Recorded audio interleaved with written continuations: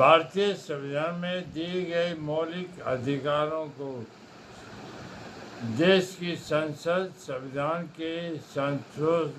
संशोधन द्वारा अनुच्छेद 368 368 के बंदों के अनुसार संविधान में समुचित संशोधन करके नागरिकों के मूल अधिकारों को कम कर सकती है या उन्हें छीन सकती है।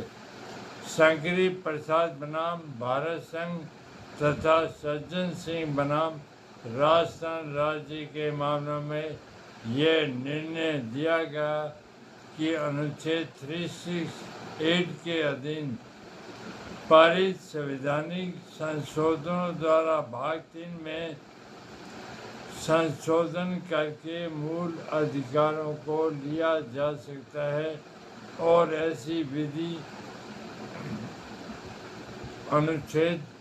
13 में प्रयुक्त विधि शब्द के अंतर्गत नहीं आती। किंतु गोलकनाथ बनाम पंजाब राज्य के मामले में उच्चतम न्यायालय ने शंकरी प्रसाद और सज्जन सिंह के मामले में दिए अपने निर्णय को उलट दिया और यह अभी निर्धारित किया कि अनुच्छेद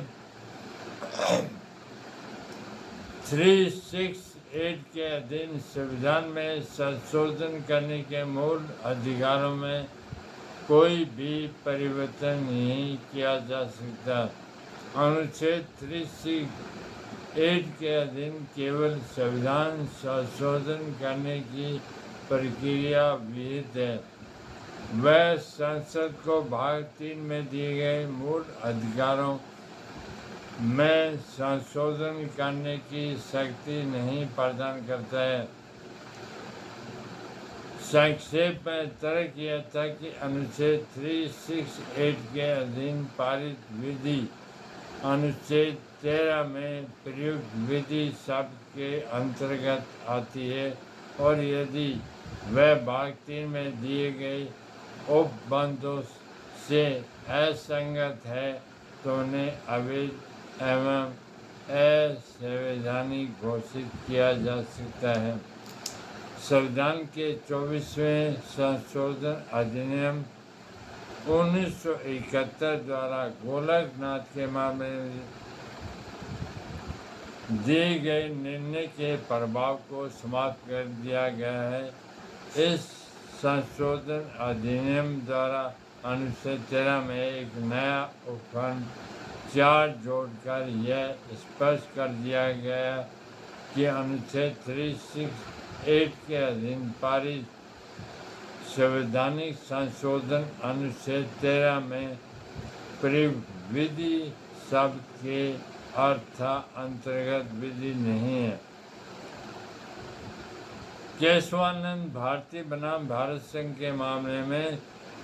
उच्चतम न्यायालय ने 24वें संशोधन अधिनियम को विधि मान्य घोषित कर दिया गया है। यद्यपि न्यायालय ने उक्त संशोधन को विधि मान्य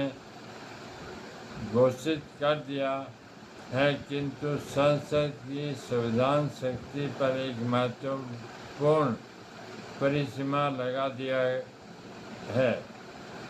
न्यायालय ने यह निर्णय दिया है कि यद्यपि अनुच्छेद 368 के अधीन संसद की संशोधन शक्ति विस्तृत है, किंतु असीमित नहीं, और संसद इस शक्ति का प्रयोग करके संविधान के आधारभूत ढांचे बेसिक फीचर्स में परिवर्तन नहीं कर सकती। केशवानंद भारती के निर्णय से उत्पन्न कठिनाई को दूर करने के लिए 42वां संविधान संशोधन अधिनियम 1976 में पारित किया गया। इस संशोधन अधिनियम द्वारा अनुच्छेद 368 में एक नया खंड जोड़कर यह स्पष्ट कर दिया गया कि संसद की संशोधन शक्ति सर्वोच्च है और उस पर किसी भी प्रकार की कोई परिसीमा नहीं लगाई जा सकती। अनुच्छेद 368 के अधीन किए गए संशोधनों को किसी भी आधार पर किसी भी न्यायालय में चुनौती नहीं दी जा सकती, किंतु मिनर्वा मिल के मामले में उच्चतम न्यायालय ने अनुच्छेद 368 में 42वें संविधान द्वारा जोड़े गए खंड 4 और 5 को इस आधार पर असंवैधानिक घोषित कर दिया है, क्योंकि वह संसद को असीमित संशोधन शक्ति प्रदान कर संविधान के आधारभूत ढांचे को नष्ट करते हैं।